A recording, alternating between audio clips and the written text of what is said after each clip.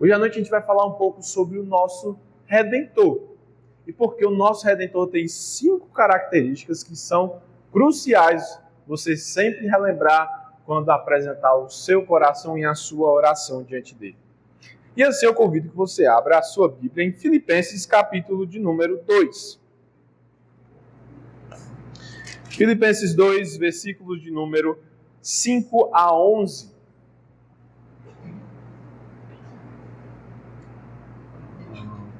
Miguel, por gentileza, você pode trazer 2 copos com água, por favor, para esse pequeno pastor? Que a minha garganta já secou antes de começar a falar. Aí não vai dar muito certo, né? Tá certo, obrigado. Filipenses 2, 5 a 11. Todos encontraram? Sim? Amém? Amém. Eu farei essa leitura, eu peço que a amada igreja acompanhe atentamente. Diz o seguinte: tende em vós o mesmo sentimento que houve também em Cristo Jesus. Pois ele, subsistindo em forma de Deus, não julgou como usurpação o ser igual a Deus. Antes, a si mesmo se esvaziou, assumindo a forma de servo, tornando-se em semelhança de homens e reconhecido em figura humana. A si mesmo se humilhou, tornando-se obediente até a morte e morte de cruz. Pelo que também Deus o exaltou sobremaneira e lhe deu o nome que está acima de todo nome, para que ao nome de Jesus se dobre todo o joelho, nos céus, na terra e debaixo da terra, e toda língua confesse que Jesus Cristo é Senhor, para a glória de Deus Pai. Amém, amém e amém. Você já percebeu que o texto de hoje é um texto muito rico, é um texto que, na sua essência, obrigado, varão, você foi tremendamente usado, viu, por Deus. É um texto que vai falar sobre o nosso Salvador, o nosso Redentor. E é por isso que o seu coração deve estar preparado para entender mais quem é o seu Senhor. E é isso que a gente vai fazer hoje. Quem é o seu resgatador? A gente vai começar ao entendimento desse texto, mostrando que, como o apóstolo Paulo, ele queria que a igreja percebesse isso. Mais uma vez, Filipenses é uma pessoa? Não. Filipenses era aquela igreja que estava em Filipe.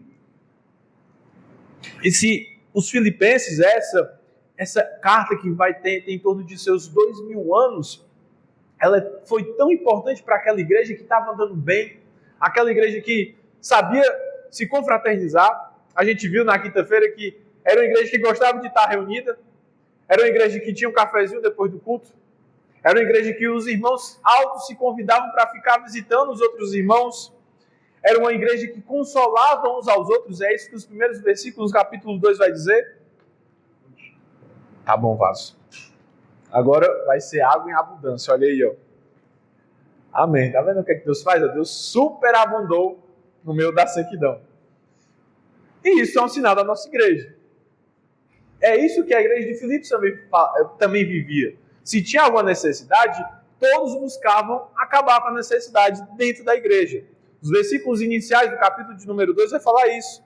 Se há alguma exortação, Paulo está dizendo o seguinte: se é certo que vocês, igreja de Nova Metrópole, é conhecida por exortarem, chamarem os irmãos à atitude correta e em Cristo, se é reconhecido que vocês consolam uns aos outros, quando tem irmão chorando que aparece na igreja, você não finge que ele não é ninguém, mas busca perguntar: meu irmão, aconteceu alguma coisa? O que foi? É o seu casamento, a sua família, são os seus filhos? Isso é consolação. A igreja de Filipos era reconhecida sobre isso. E se há, versículo 1 ainda dizendo, entranhados afetos, na verdade. Significa que os irmãos tinham uma comunhão tão forte, mas tão forte, que era como se fosse o próprio sangue. Entranhados afetos é que todos os seus sentimentos estavam unidos, buscando a mesma coisa. Era como se Paulo olhasse para a igreja e, em vez de ver diversas pessoas de diversas famílias, Paulo percebia que a igreja era uma só família. E que igreja genial era essa, né? Mas o Paulo vai falar, se vocês já me alegraram nisso, agora bora alegrar ainda mais? Se tá bom desse jeito, bora superabundar a nossa alegria. É por isso que ele fala no versículo 2, completai. Não é somente completai, é como agora aqui perto de mim está superabundante água, né? Era uma seca, agora tem uma água aqui, outra água aqui. Pois é, agora foi além da necessidade. Paulo está falando isso. Agora bora mostrar que a nossa alegria dentro da igreja vai além daquilo que pode ser completo. É o que a gente entende na nossa cultura como você já viu o açude sangrar? Se você já foi criança, eu fui criança, eu morava no interior de Boa Viagem, e aí os mais velhos falavam, o açude sangrou. Eu, rapaz, um açude cheio de água agora ficou vermelho. Por que será que esse açude está sangrando? Aí todo mundo, bora ver o açude sangrar. Aí fui eu, acho que tinha uns 8, 7 anos.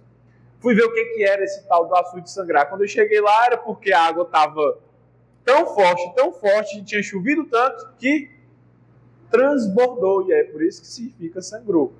E é esse o mesmo termo. Vamos sangrar a nossa alegria, bora transbordar. E aqui o apóstolo Paulo vai falar num desses outros versículos como você deve fazer isso. Mas o apóstolo Paulo, ele não é um moralista. O que significa isso, pastor?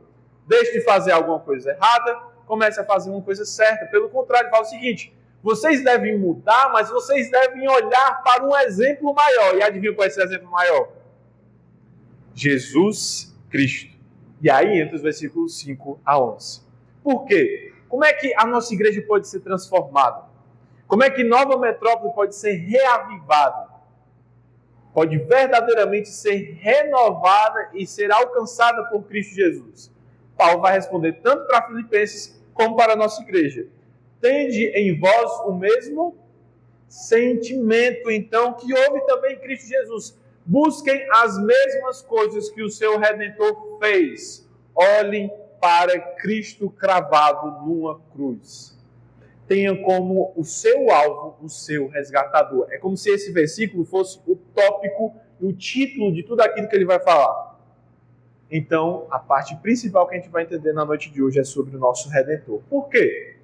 Eu gosto muito sobre, algumas vezes, como o apóstolo Paulo vai explicar, porque ele responde se você fizer sua pergunta.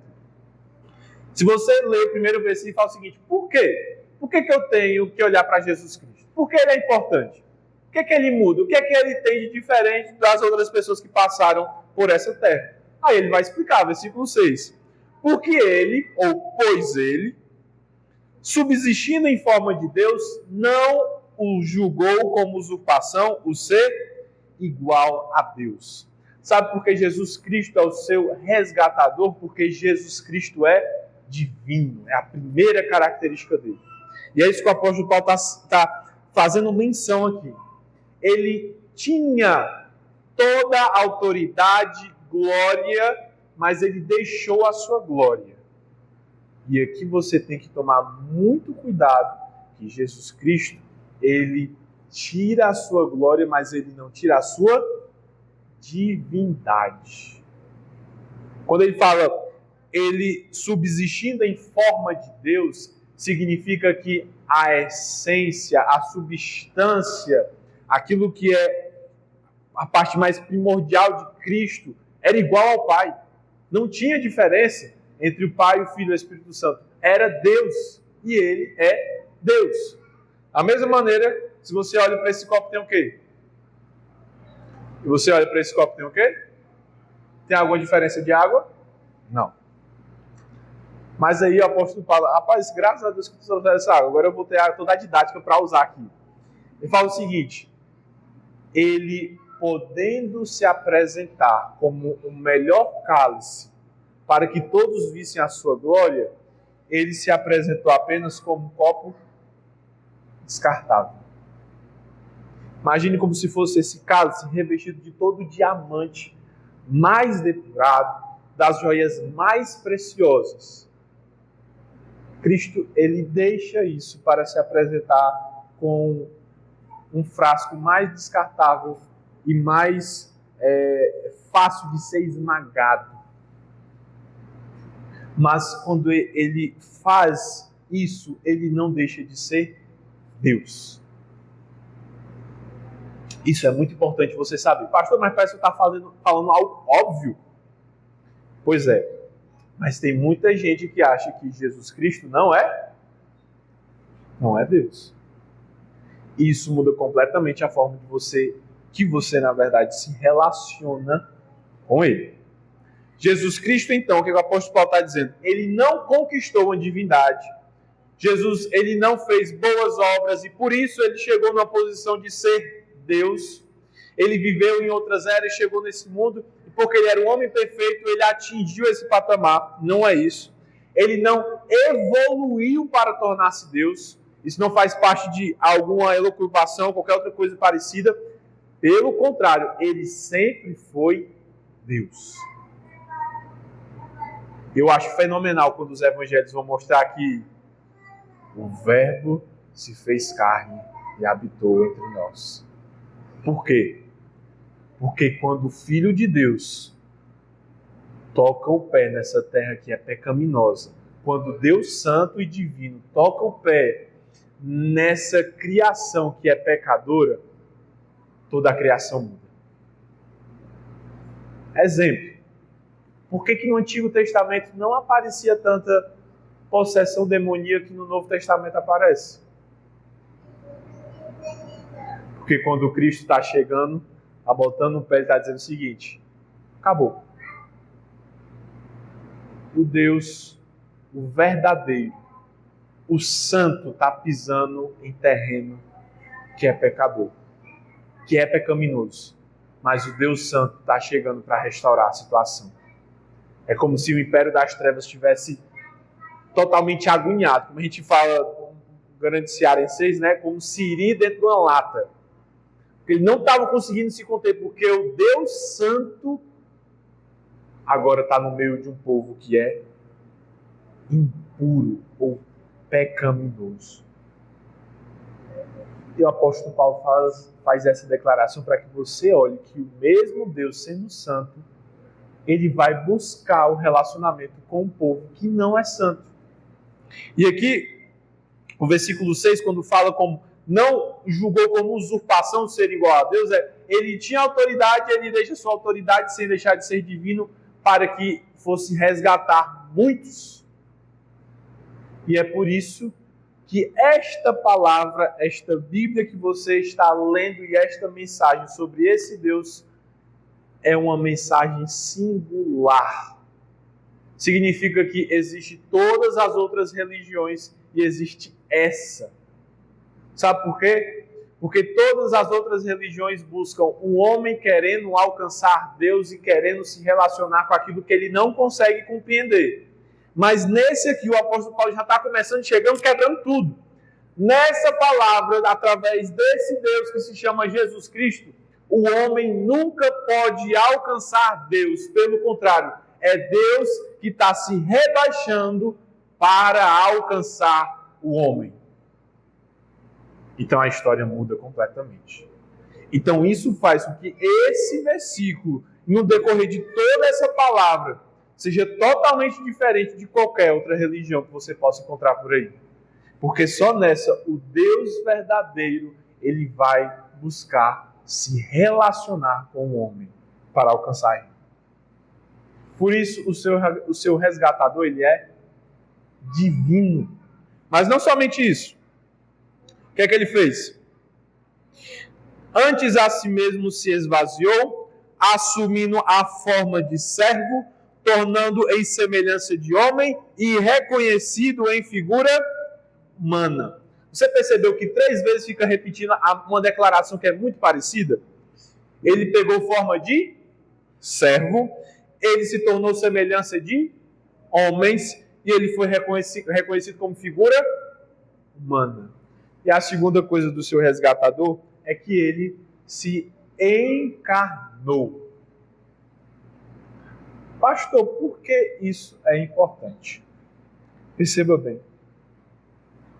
Cristo deixa a sua glória, mas ao deixar a sua glória, ele assume, como eu havia falado, né, uma posição de rebaixado. Mas isso não tira a sua essência, que é ser um Deus divino. Mas como ele está rebaixado, ele está dizendo o seguinte também, o apóstolo Paulo. Assim como esse copo, ele não é diferente desse copo. Quando Cristo assumiu sua carne e a sua forma humana, ele não era diferente de qualquer outro homem que passou por essa terra.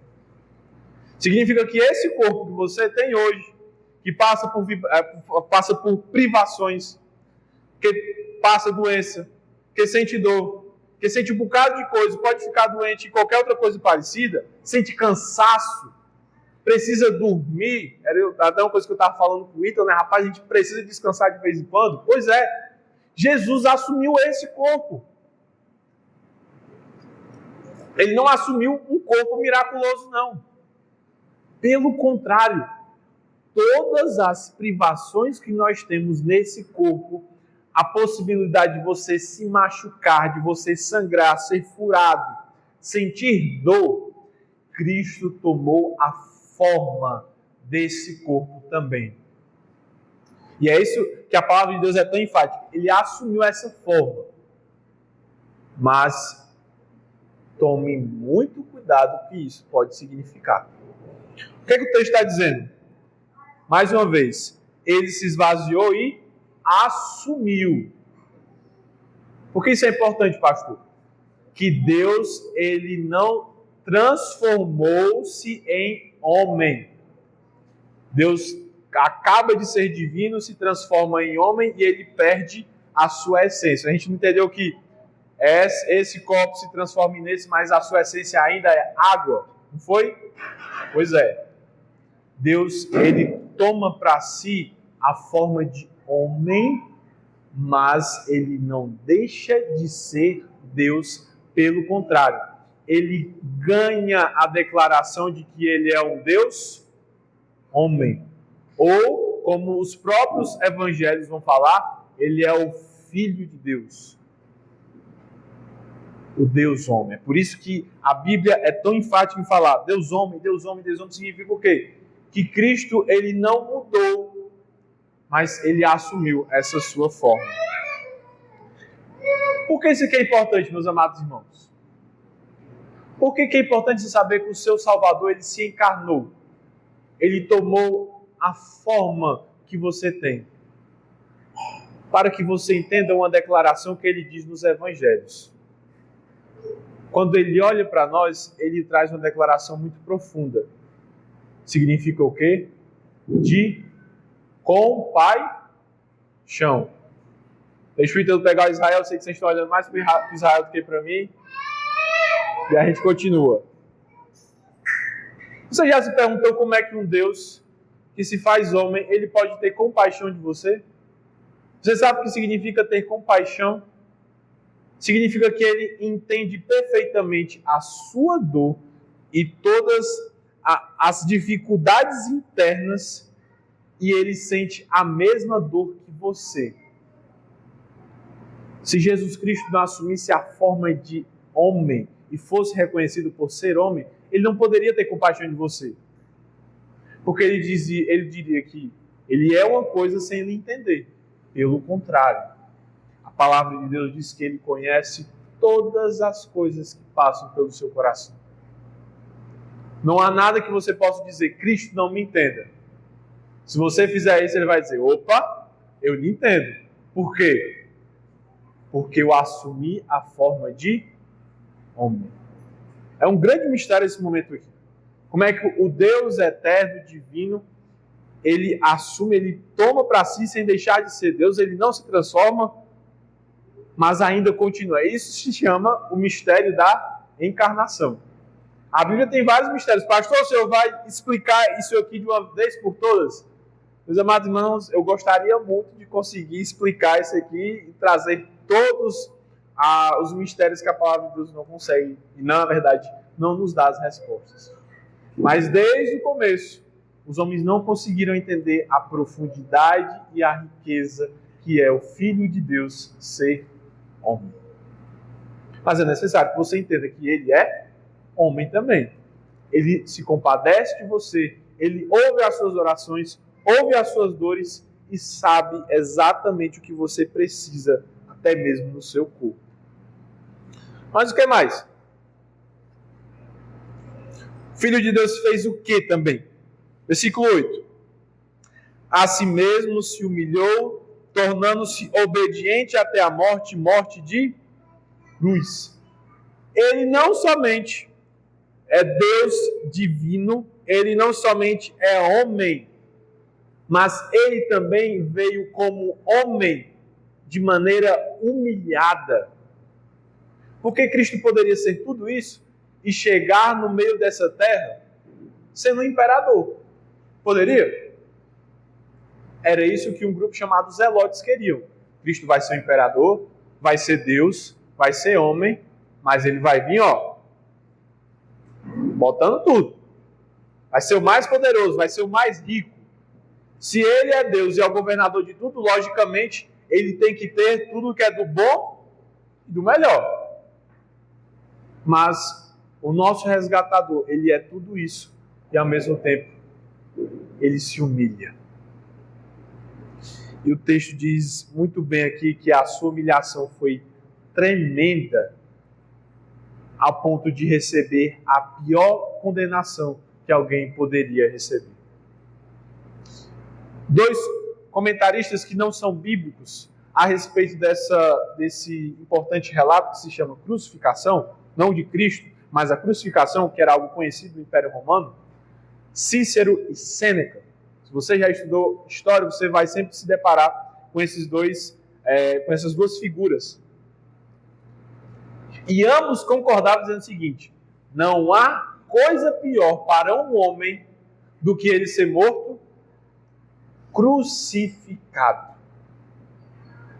Existiam outras maneiras de você ser morto, mas a pior é que eles se expressam de alto e bom som. A mais humilhante e a que faz a pessoa sofrer mais era crucificação. Por que a mais humilhante? E isso acontece com Cristo, né? Eu sei que dentro da tradição que a gente tem na nossa mente, que nos foi passado pela Igreja Católica Apostólica Romana, Cristo ele está naquela cruzinha e tem um véuzinho aqui na cintura dele. Já percebeu isso? Mas o relato bíblico vai dizer que os homens pegaram as suas vestes e arrancaram. A gente estudou isso na quinta-feira. Eles arrancaram não com educação, mas com violência. E antes de chegar nesse momento, ele passou por dentro da cidade, que era Jerusalém, e foi humilhado diante de todo o povo. E foi chicoteado, foi envergonhado. E quando foi pendurado no madeiro, ele estava nu, como todos os outros que eram crucificados. Para que todos os homens que observassem aquela humilhação pensassem o seguinte: eu vou pensar duas vezes antes de fazer a mesma coisa que esse homem fez. Por isso, quem era crucificado? Os piores ladrões, os piores assassinos, para que todo o povo percebesse a grande vergonha, a grande humilhação que haveriam de passar. Faça o seguinte: eu não vou fazer isso não. Deus me livre de fazer um negócio desse. Pois é, essa humilhação quem passou sem precisar. No sentido de que, pastor, sem precisar? Porque ele não teria nada a ser acusado. Pelo contrário, tudo que foi acusado de maneira injusta. Mas Cristo ainda assim permaneceu obediente. É essa a palavra que o apóstolo Paulo usa também. Mas por que obediente, pastor?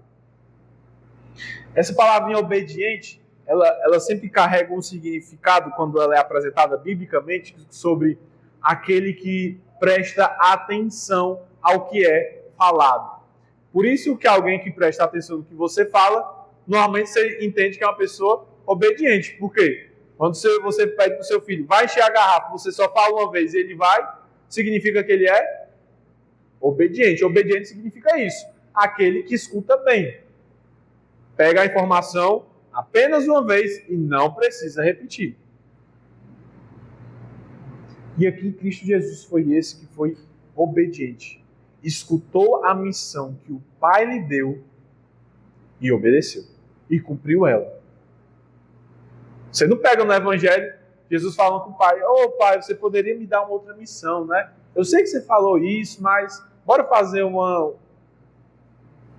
mediana aí. Bora fazer uma ponte, nem meu, nem seu. Bora ficar no meio do caminho. Não. Aquilo que Cristo recebeu do Pai, Ele foi e cumpriu. Por que isso é importante para mim e para a sua vida? Se o nosso Redentor, Ele foi reconhecido por ser humilhado, reconhecido na sua humilhação, e a parte que é a essencial da sua humilhação foi a sua obediência, por que nós somos servos tão desobedientes com o nosso Deus? Por que a nossa igreja gosta tanto de desobedecer? O que é desobedecer, pastor? Não ouvir quando o próprio Deus quer falar. Eu não estou dizendo que é obediência a mim, não, meu irmão. Eu não sou nada aqui. Sou porta-voz. Também preciso obedecer tudo isso que a palavra de Deus está mandando fazer. Mas por que nós temos tanta dificuldade em buscar escutar a voz de Deus? Pastor, como é que a gente escuta a voz de Deus? Abre a Bíblia. Pastor, eu quero ouvir a voz de Deus em alto e bom som. Como diz Paulo Júnior, pega a Bíblia e lê em voz alta. Lê gritando. Você vai ouvir a voz de Deus em alto e bom som. Mas além de ouvir, e quem realmente escuta, é aquele que precisa escutar só uma vez. Eu sei que é difícil, meus amados irmãos. Nós cantamos uma parte dos Salmos, que é uma das partes mais profundas de Davi, no Salmo 51.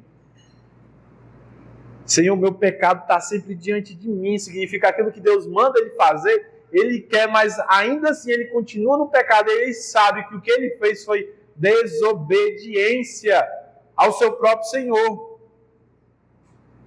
A única coisa que ele fala é: se compadece, Senhor, tem misericórdia, me renova, me restaure, para que eu possa me tornar um servo obediente. O Senhor precisa falar apenas uma vez: o que você fez é errado, não faça mais isso. E eu escute, porque é o Senhor que está falando comigo. O exemplo de Cristo, meu amado, não é para que a gente saia aqui deste culto querendo ser um melhor do que o outro, não. Mas é termos um olhar e os ouvidos fitos na voz de Deus quando quer falar conosco. Isso é obediência. Isso também é humilhação. Mas foi assim que o nosso Redentor andou.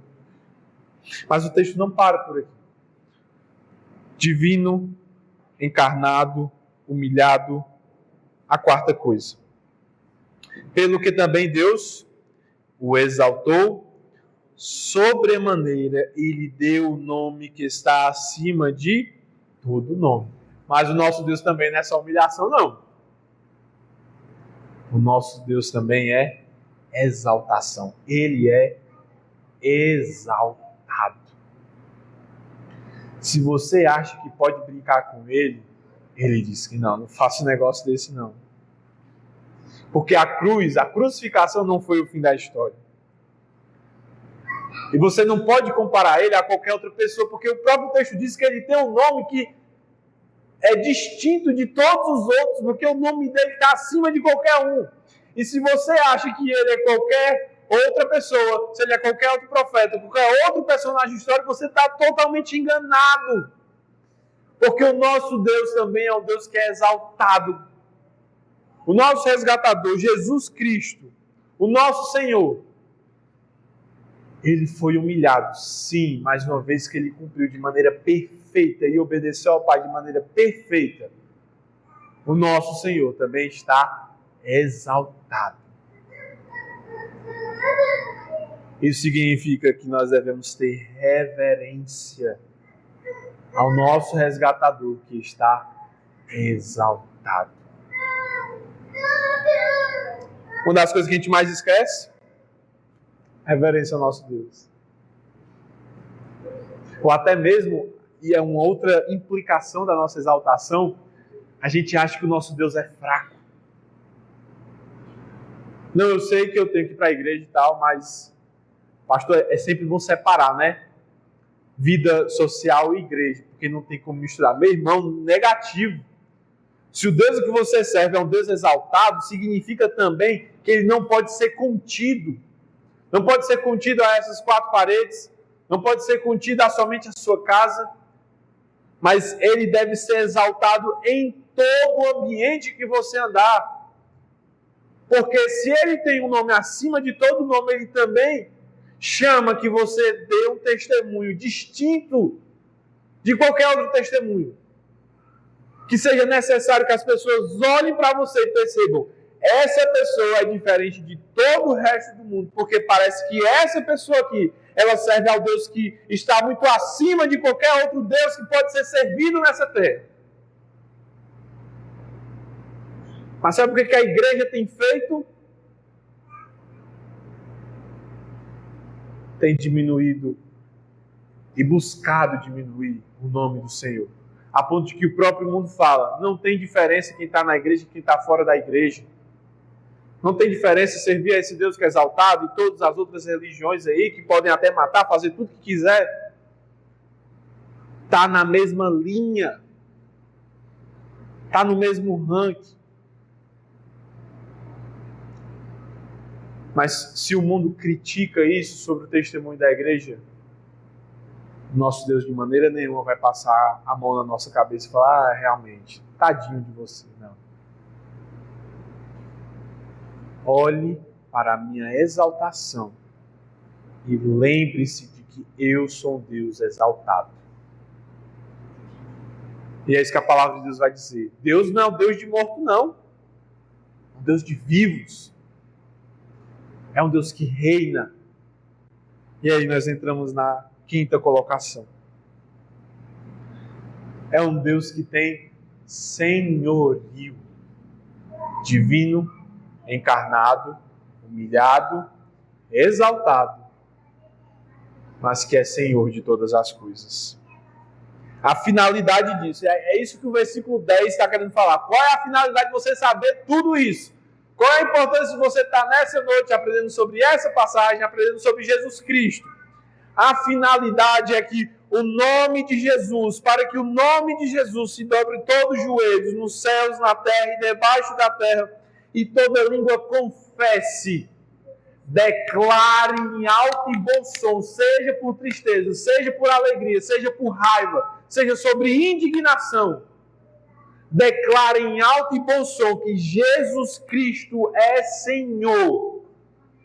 Não significa que ele tem um nome qualquer, significa que ele está acima de qualquer outro, ele domina sobre qualquer outro, para que assim a glória de Deus seja derramada não somente nessa igreja, mas em todos os cantos. Porque é o intuito da glória de Deus, o senhorio de Cristo, é que o seu reino se expanda cada vez mais, porque ele tem domínio. Porque a gente viu lá em Apocalipse, ele falando que digno é o cordeiro que foi morto, mas o seu domínio ele não se estende somente ao presente, mas pelos séculos dos séculos, e a sua glória não está contida a somente Nova Metrópole, mas a todo o universo, não é somente a terra, mas é a tudo que foi criado. Deus tem domínio. Significa que aquilo que o Senhor fala não passa, não passa. Significa que quando o Senhor fala é para acontecer agora, porque toda a sua criação obedece, acontece. Então significa que ele tem domínio, ele é o Senhor. E que grande declaração é essa que nós perdemos no nosso dia a dia. Quando a gente fala, Jesus Cristo é o Senhor. Jesus Cristo governa a minha vida. Jesus Cristo governa o meu coração. Jesus Cristo governa a minha família. Jesus Cristo governa a minha casa. É isso que significa falar Jesus Cristo é Senhor. Significa que o meu coração não é dominado, não deve adorar a nenhum outro, somente ao meu Senhor, aquele que eu sou servo, aquele que é o meu dono. É Ele quem me governa. Não é aquilo que eu quero e não é somente ao meu coração. Porque Ele é o meu Senhor. Eu quero trazer uma aplicação para você, meu querido irmão.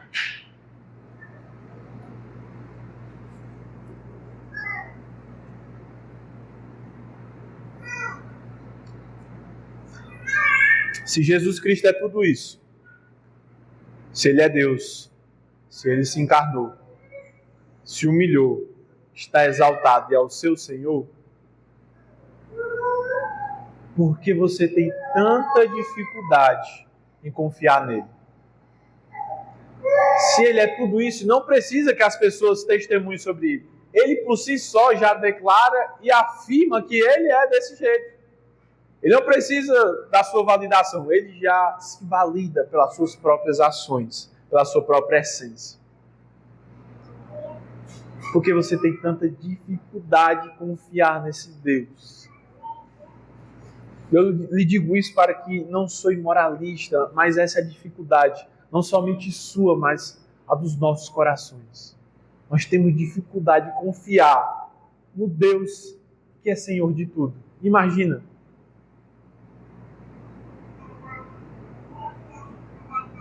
É como se você fosse servo, você fosse empregado de um homem que tem muito dinheiro. Imagina que você foi empregado pelo mais rico do Ceará. E aí chegasse no final do mês e você ficasse perguntando: será que ele vai me pagar? Eu acho que ele vai atrasar o pagamento. Eu acho que ele não vai ter dinheiro para me pagar. Eu acho que eu não vou receber o salário porque ele não vai ter dinheiro. É algo que não tem a mínima lógica. Se é o homem mais rico, significa que ele vai dar, ele vai pagar e ele vai cumprir. E se você serve ao Deus que é mais rico, mais fiel, o que faz o impossível, imagina o que Ele é capaz de fazer. Mas ainda assim o nosso coração não confia. Mas isso não significa que Ele deve ficar desse jeito. Significa que você deve apresentar tudo isso ao seu trono da graça. É maravilhoso que a palavra de Deus fala que, uma vez que nós apresentamos um coração humilde e reconhecendo as limitações, Senhor, eu sei que eu sou ansioso, eu sei que a tristeza tem assaltado a minha alegria, eu sei que eu tenho lutado com isso, mas diante do teu trono eu peço que o Senhor governe todas as minhas emoções. E a palavra do Senhor é fiel em falar que uma vez que você apresenta isso, o Senhor olha com misericórdia e se inclina para ver o que é que o servo dele está pedindo lá embaixo. Se inclina para atender aquele que é infinitamente menor do que ele. E é isso que eu quero trazer para a sua vida, é um consolo.